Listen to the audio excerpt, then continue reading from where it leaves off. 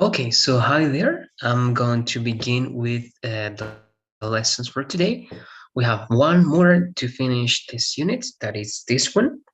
And then I, again, show you other presentations related to writing, extra things, so that we can use that time that we are not using or practicing.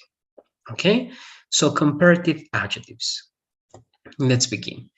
When we talk about two things, we can compare them. All right, we can see if they are the same or different. Perhaps they are the same in some ways and different in other ways. We can use comparative adjectives to describe the differences. Okay, so this is something that we cover in the program, right, in many other lessons before. Okay, in previous courses, basic courses, and intermediate ones, as this is the case.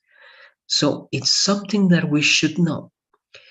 In this case, we have to reinforce this knowledge, comparatives, all right? Remember that we're going to take a look at mainly two things.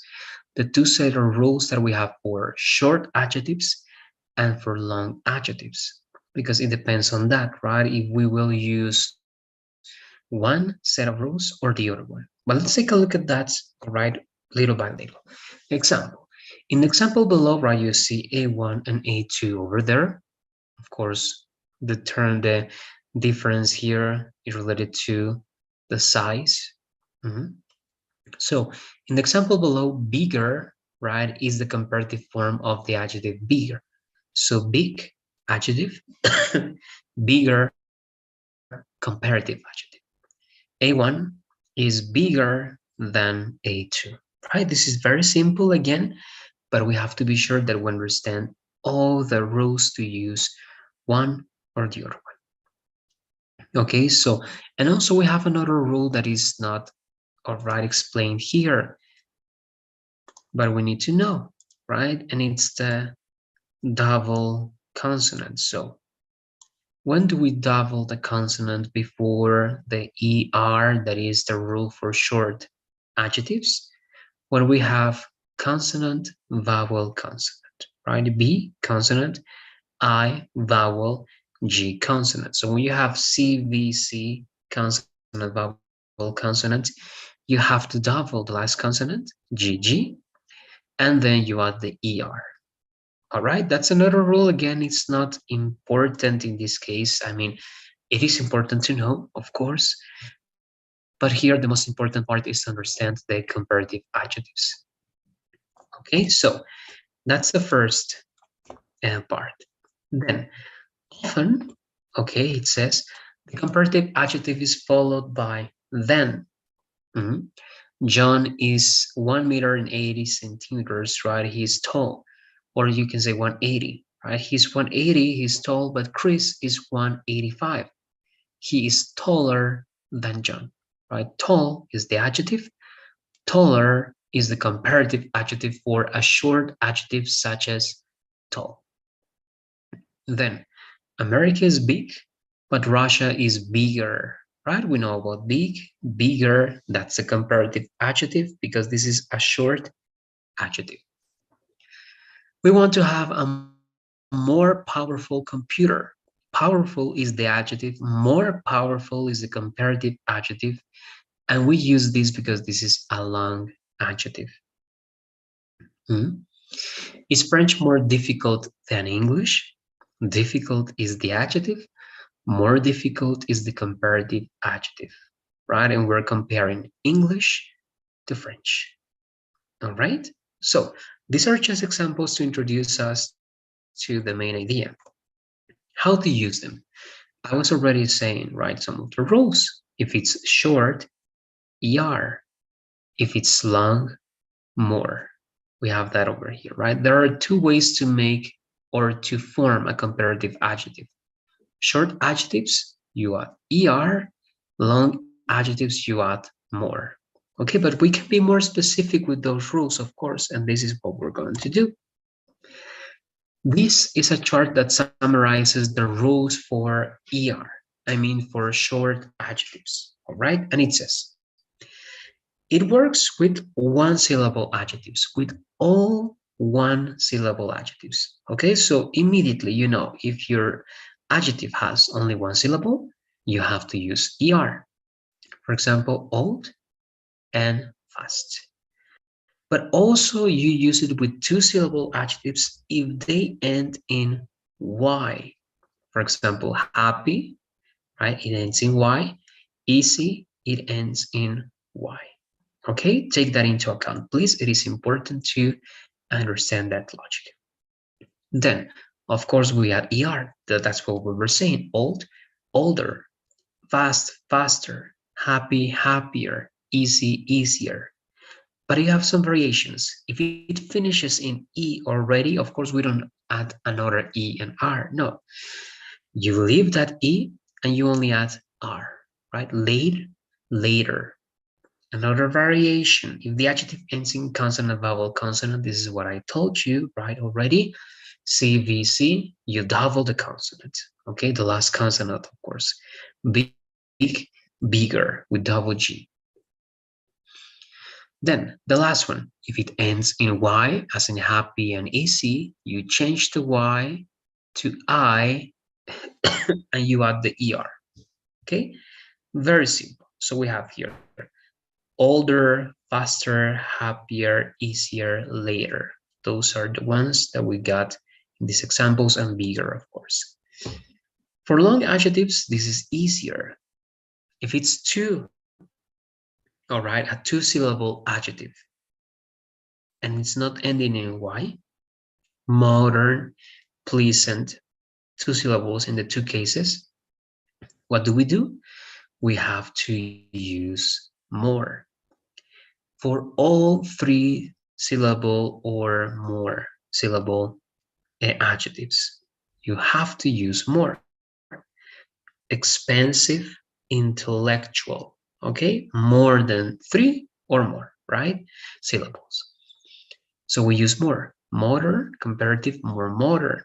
Expensive, more expensive. Intellectual, more intellectual. Pleasant, more pleasant.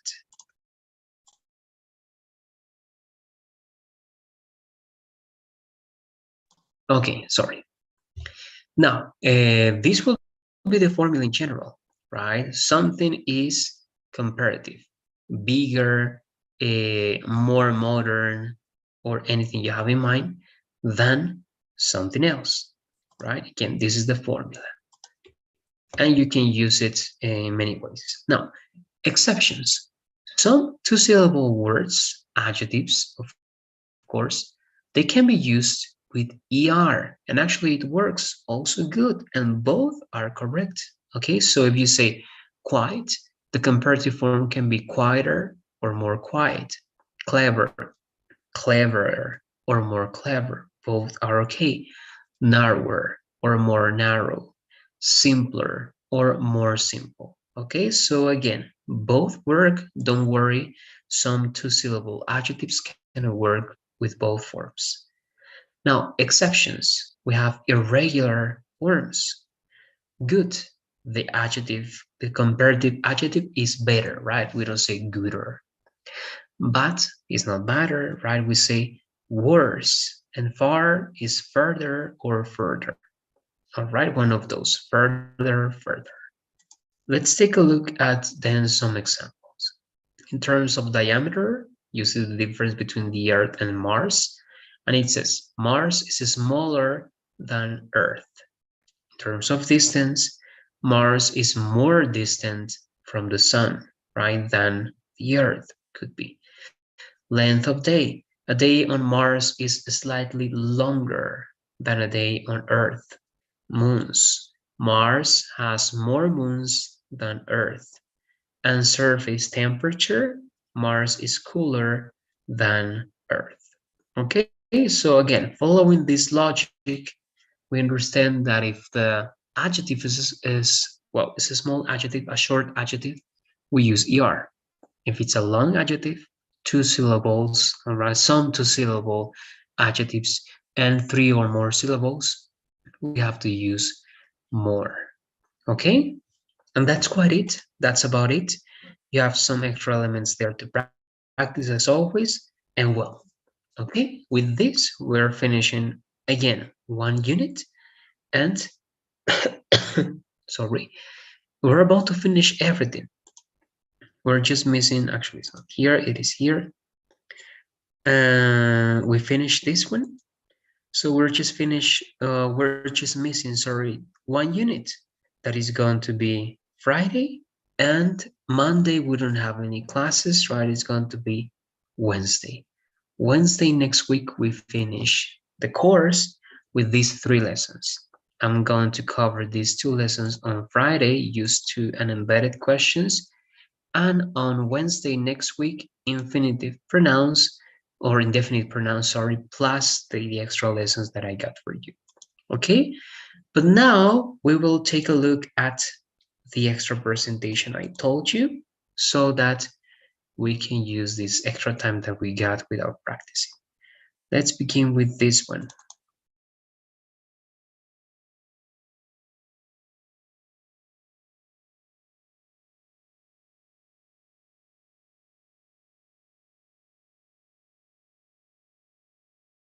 Okay, so essay structure. Remember that in these extra lessons, we're learning about some writing elements.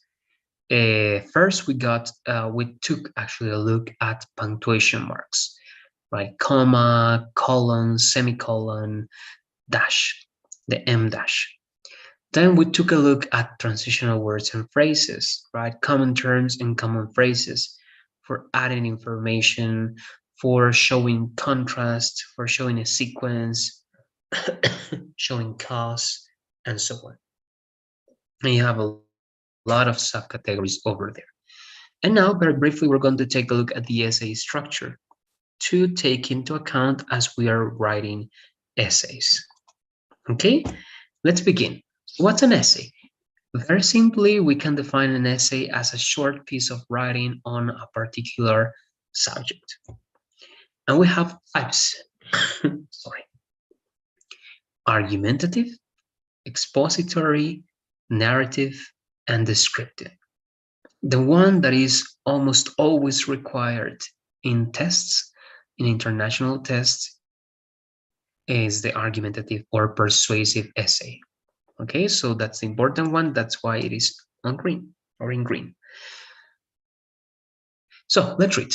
Forming an opinion via research, building an evidence-based argument.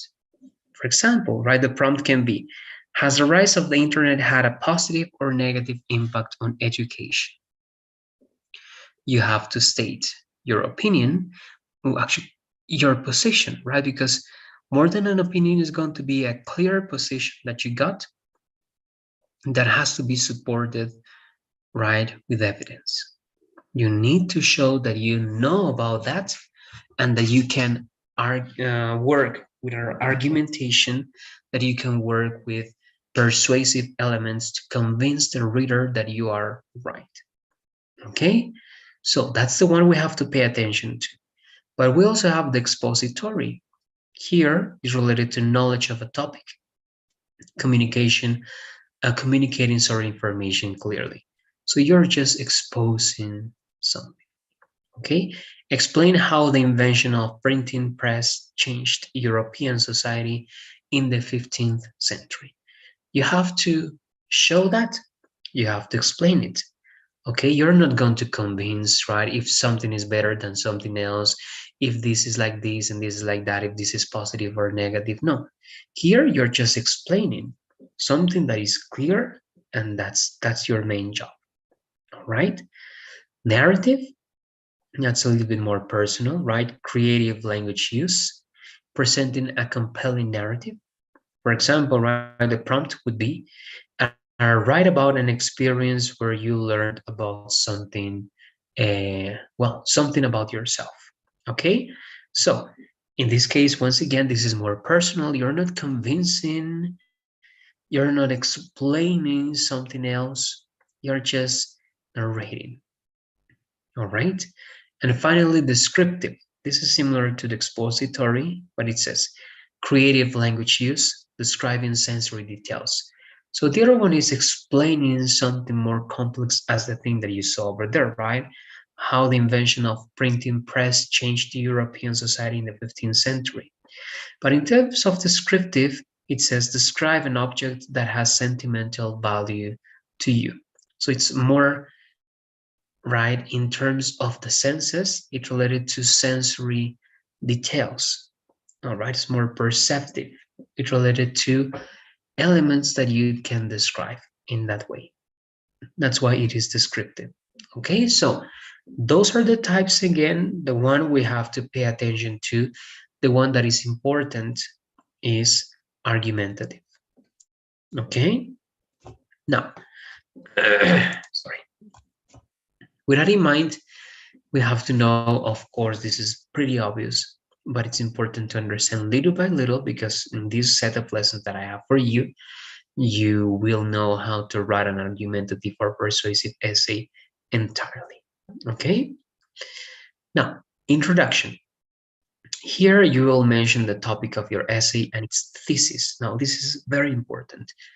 The thesis statement, all right, in this case, it's got to be a thesis statement, not a question, not anything else, but a statement, has to be an introduction because that's going to be like the main idea about the whole essay.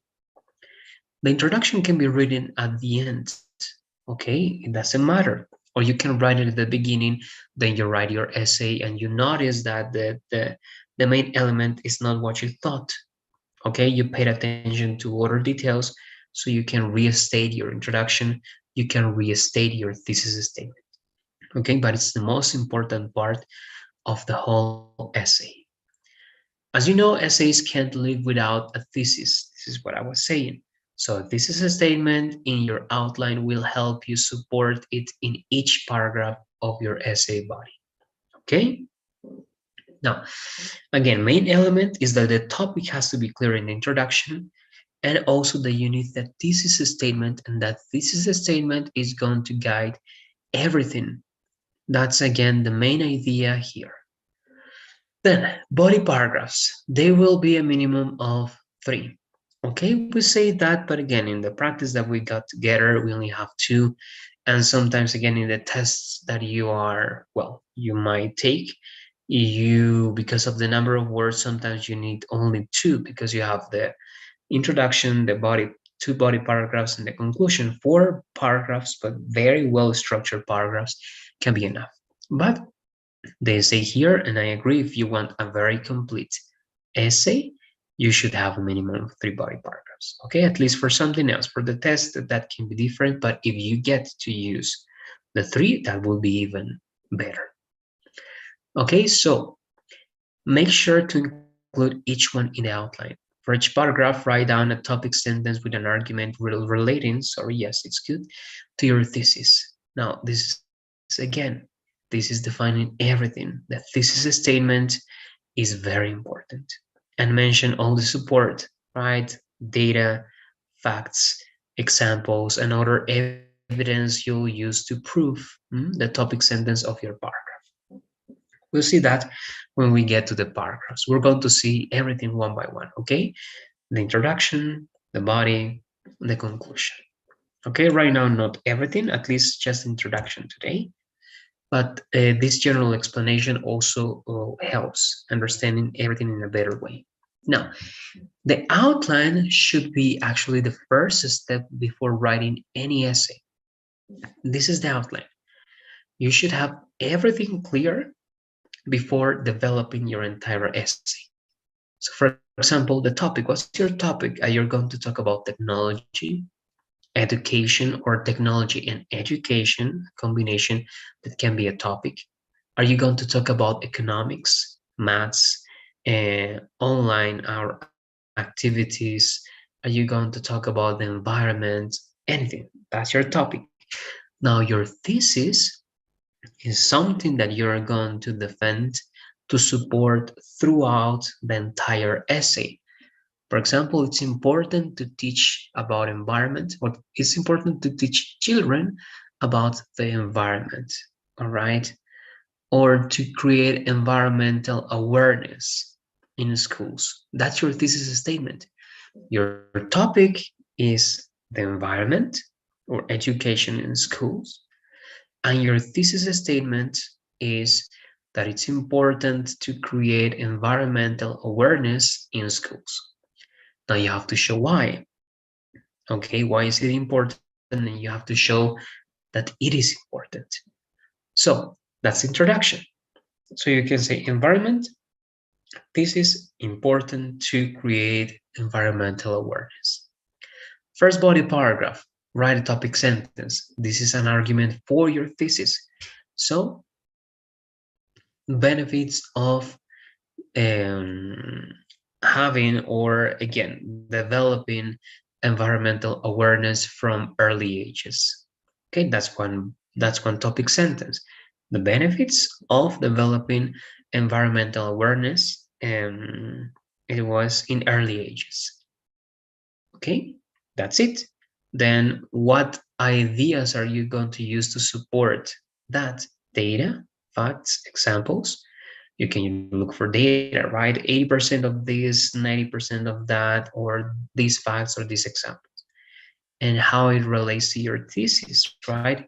Of course, knowing the benefits is going to make us understand why it is important to develop it, to create this awareness. Clear.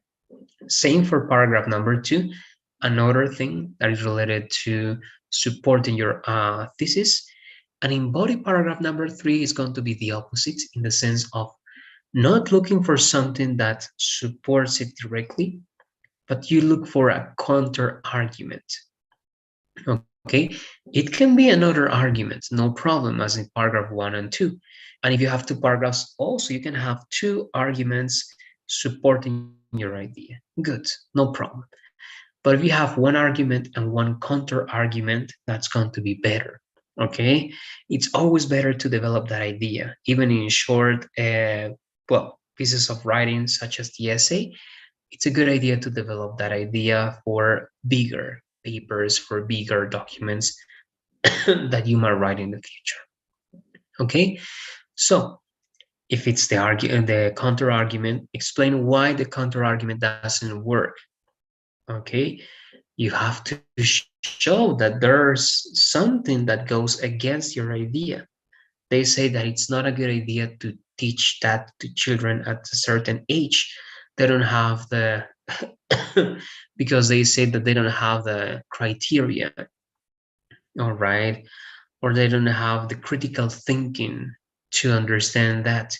So I don't know, right? They don't agree with that idea, but you say, yes, they say this.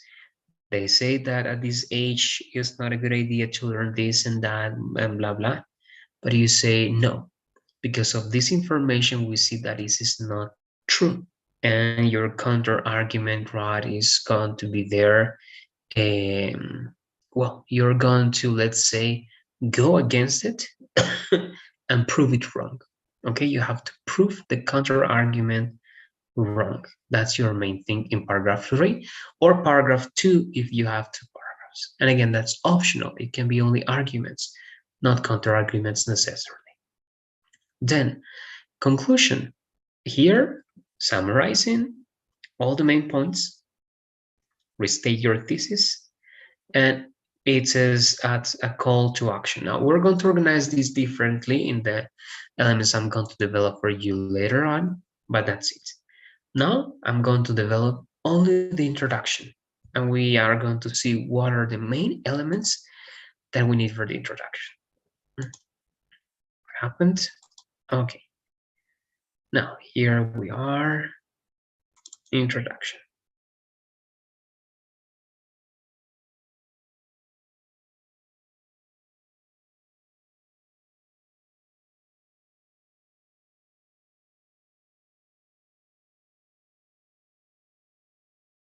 Okay, give me a second. I'm going to drink some water. I'm going to get comfortable, and I'll continue just in 1 or a couple of minutes.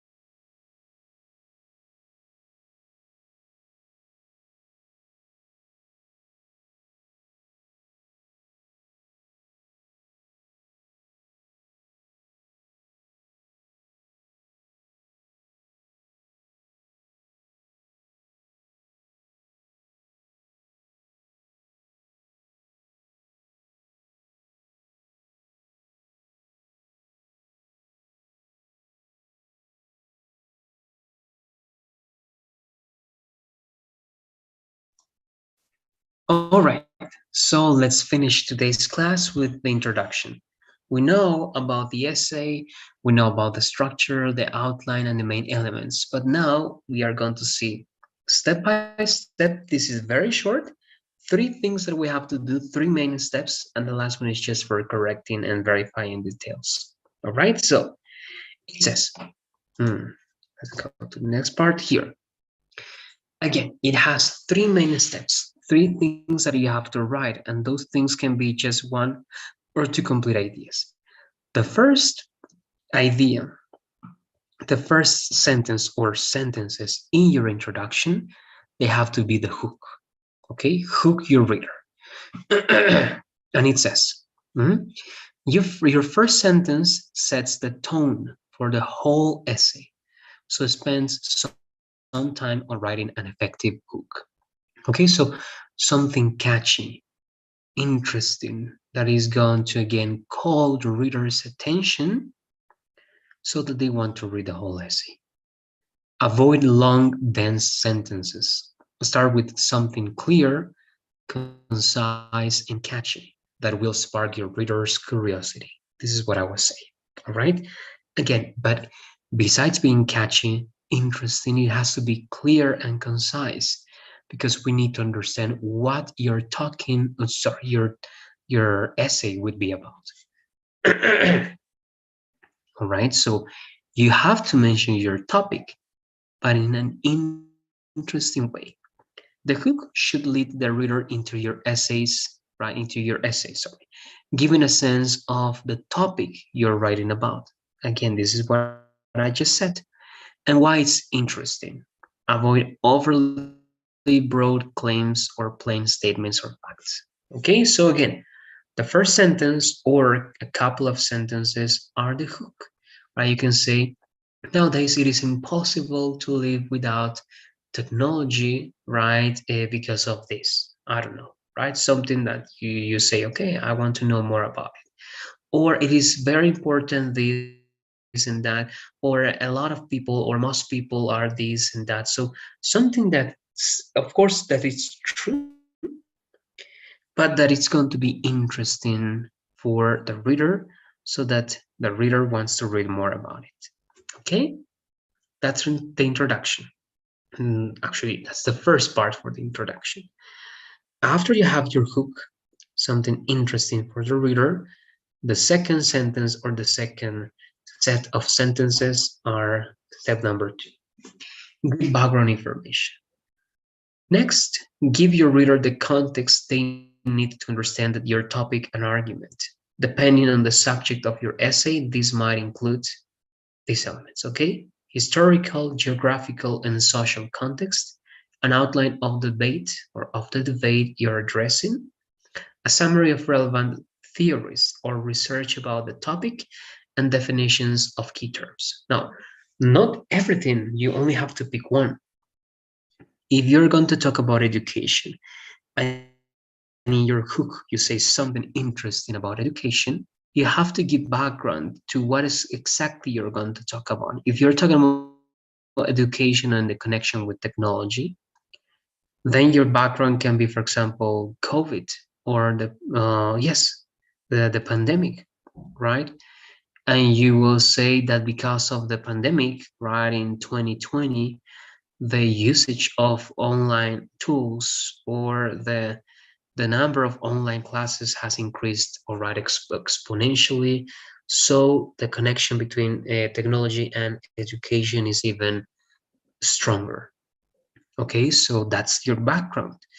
You are talking about the pandemic because it's a social and historical context that helps understand the connection between those two elements. Okay, so that's the background. But not only that, if you're talking about something complex and you mention a concept that is hard to get, then give the definition of that concept. All right, if you're talking about resilience, for example, you can describe, you can give the definition for resilience.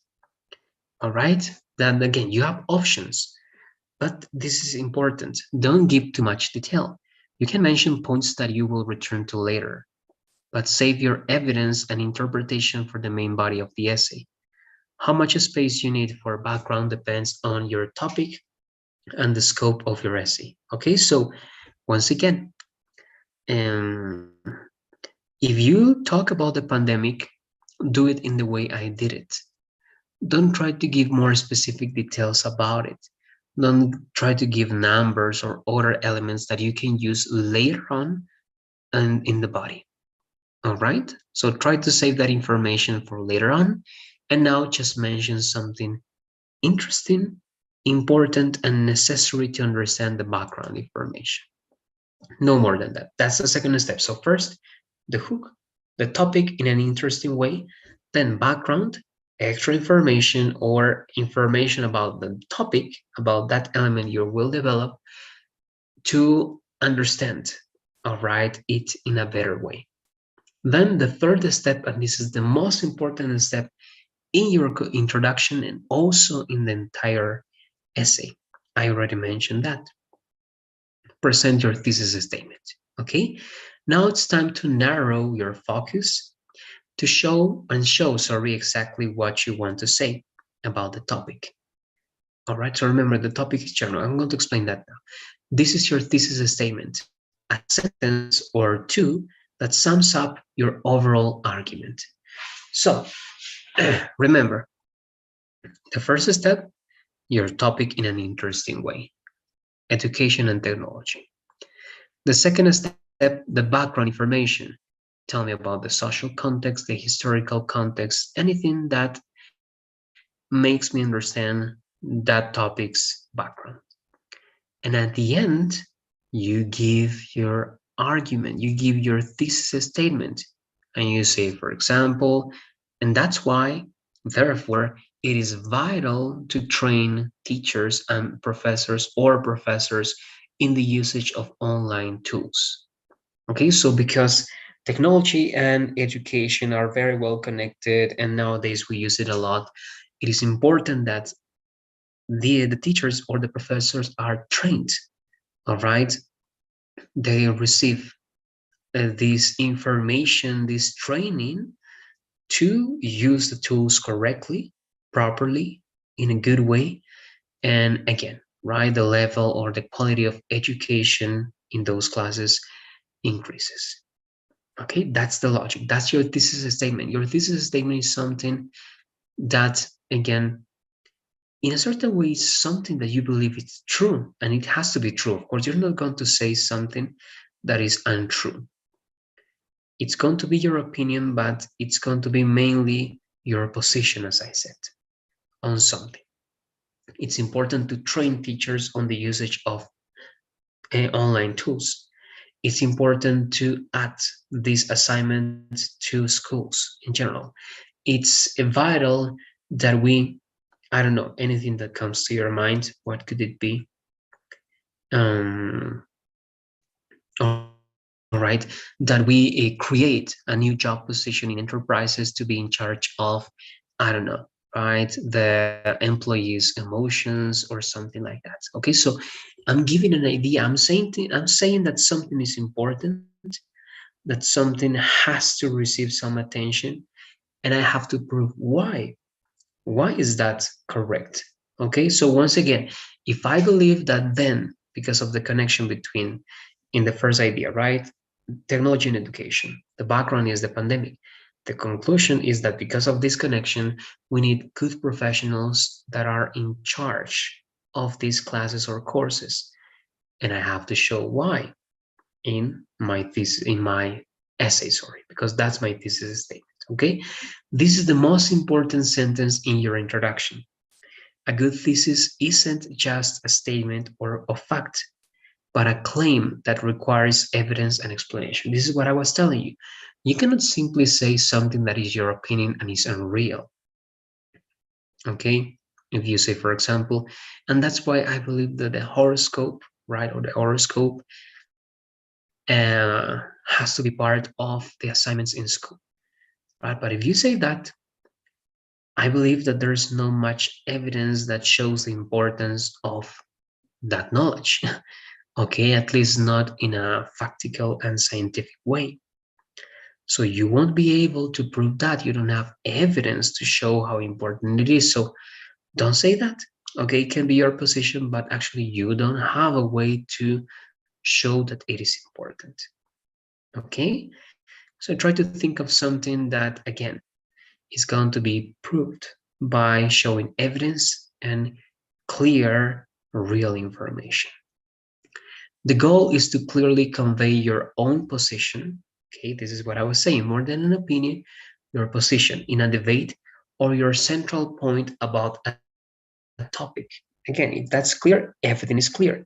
And we mean that you have to be able to support that. If you say anything that you want to say, but you don't have evidence, you don't know how to support it, then don't say it. Okay, just something that you can prove, something that you can support. And finally, those are the three. Your introduction is composed of those three elements: your hook, your background information, your thesis statement. Now, here they are going to say something interesting to finish today's class, all right? Check and revise. As you research and write, your argument might change focus or direction as you learn more. So again, remember I told you the introduction can be at the beginning or at the end. If it's at the beginning, it can change. This is what they are going to say. So let's read action. For this reason, it's often a good idea to wait until later in the writing process before you write the introduction paragraph. It can even be the very last thing you write. When you've finished writing the essay body and conclusion, you should return to the introduction and check that it matches the content of the essay. It's especially important to make sure your thesis statement accurately represents what you do in the essay. If your argument has gone in a different direction than planned, tweak, all right, your thesis statement to match what you actually say. I mentioned this at the beginning. If you say something about technology and in your thesis statement, you say, again, it's important to train the teachers. But in your essay, you're not talking about that. None of that information supports the idea of training teachers. Then analyze what you're really talking about. Then restate your introduction, restate your thesis statement. Okay? Your thesis statement has to be, again, always, always, always in connection with absolutely everything in your essay. If it's not, the easier right thing to do is to change the thesis statement. Or if you really want to show that information and prove that, you have to change the whole essay so that the whole essay really matches, as it says over there, the essay and the thesis statement they have to be connected. Okay, the thesis statement has to match. They have to match. All right, it has to match the whole essay, and it includes the topic sentences that you're developing, the evidence that you're showing, the interpretation that you're giving, and so on. You're going to see that in future lessons. That's going to be directly next Wednesday. All right, because this Friday we will finish the lesson that we have for our course. That's it. And on Wednesday we got the last lesson for the course plus the next extra element that is going to be the body paragraph. Okay, but that's it for now. That was the introduction. Take that into account, please. All right, again, if you're writing essays, try to practice writing your introduction always with those 3 steps. It's important that you recognize them, that you can divide those steps and you can join them together by using good and clear connectors. Okay, that's it. I'm going to continue the next one, and that's going to be again Wednesday. On Friday, I continue with the course. On Wednesday, I finish the course and I continue with this set of lessons. Okay, thanks for being in the class, for watching the class actually, and I'll see you the next one. Okay, bye-bye and take care.